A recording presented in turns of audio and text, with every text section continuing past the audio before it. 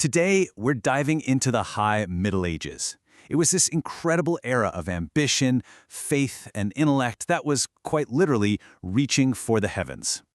Just start with that thought for a second. Picture it. It's the year 1230. The stone is bright and sharp, not weathered by centuries. The stained glass is so vibrant it takes your breath away. And the whole thing is just soaring, higher than anything you've ever laid eyes on. That single image right there captures the entire spirit of the age. And that's really the heart of our story today. See, this wasn't just about building tall buildings. It was about constructing massive philosophical systems, creating brand new centers for learning, and forging connections across the entire known world. It was a civilization building upward in every possible sense of the word. Now, the most obvious sign of this incredible ambition was, of course, the Great Cathedral. These weren't just buildings. They were basically sermons carved out of stone.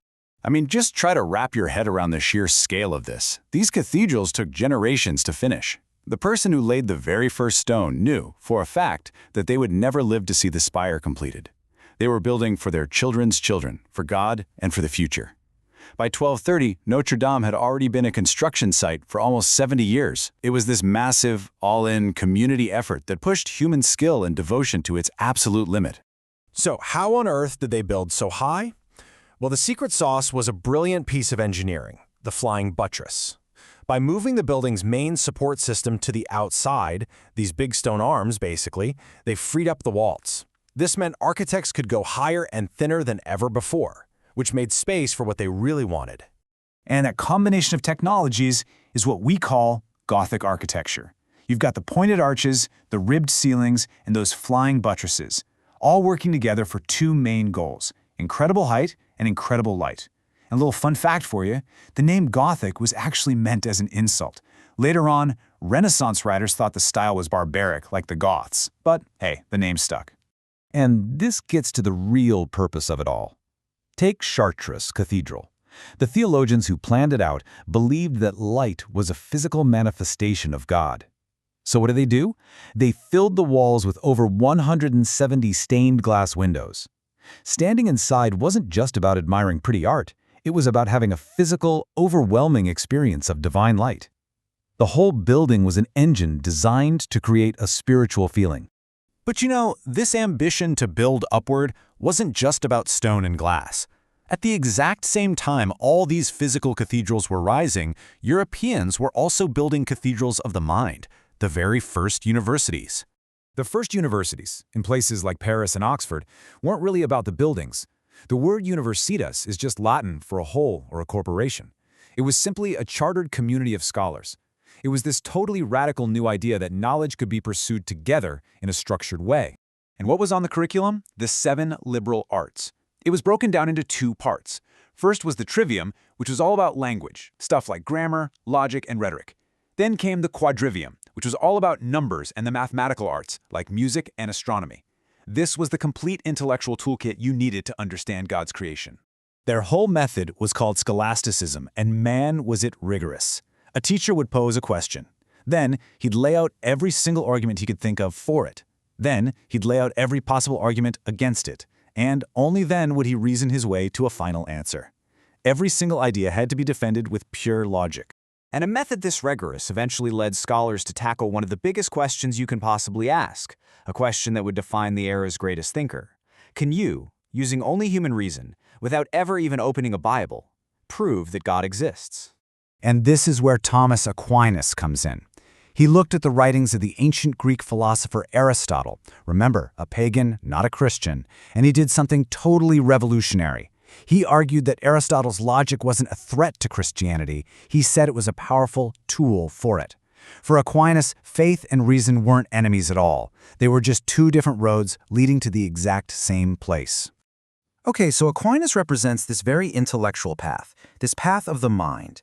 But that wasn't the only game in town. At the very same time, another powerful movement was taking hold, one that emphasized the path of the heart. And this contrast just lays it all out perfectly, doesn't it? On one side, you have Aquinas, tucked away in the university, using Aristotle's logic to build his giant intellectual cathedral. And on the other side, you have Francis of Assisi, out on the streets, using the Gospels as his guide to a life of radical poverty and pure joy. 2 of the most towering figures of the age, with two completely different ways of getting to God. So who was this Francis guy? Well, get this, he was the son of a super-rich merchant who literally gave every single thing he owned away. But what made him so magnetic wasn't just that he was poor. It was his overwhelming, infectious joy. This is the guy who preached to birds, who called the sun his brother. And he started a whole new order of traveling preachers called friars, who went out into the world to help the poor instead of hiding away in monasteries. All right, so while Europe is busy building these incredible inner worlds of faith and reason, a powerful force on the complete other side of the globe is about to connect it to the outside world in a way nobody could have predicted. I'm talking about the Mongols. Starting around 1206, Genghis Khan united the Mongol tribes and created the largest land empire in human history. Now, the conquests were unbelievably brutal, no doubt about it.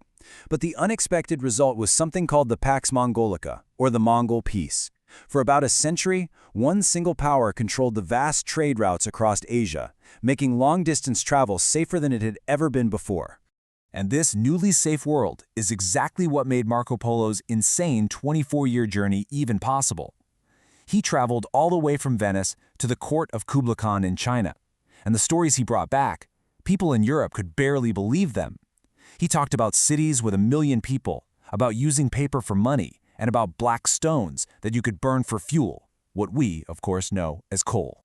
So we've seen these cathedrals of stone and of the mind, and a world that's connecting in brand new ways. All this building upward, it hits its absolute literary peak in one monumental work of poetry, right before the world changed forever. That peak is Dante's Divine Comedy. Honestly, you can think of it as the ultimate summary of the entire medieval worldview. It's this epic journey through hell, purgatory, and heaven, and it just weaves together everything. All the theology of Aquinas, all the messy politics of the day, and the crucial part, he wrote it not in fancy Latin, but in everyday Italian so everyone could understand it. It really was the climax of the age. And then, this year happened. 1347, the year that everything that had been so carefully built upward came to a sudden, catastrophic halt. All it took was a single ship, a ship carrying rats, and on those rats, fleas carrying the Black Death. The very same trade routes that Marco Polo used to connect the world now became superhighways for a plague that would completely devastate the continent and bring this entire era to a shocking, brutal end. Which leaves us with a pretty profound question, doesn't it? The people of the High Middle Ages, they built cathedrals, universities, and philosophies that they truly believed would stand for all time. So when their world was completely shattered, what was left? What actually endures when a civilization that was built to last forever suddenly ends?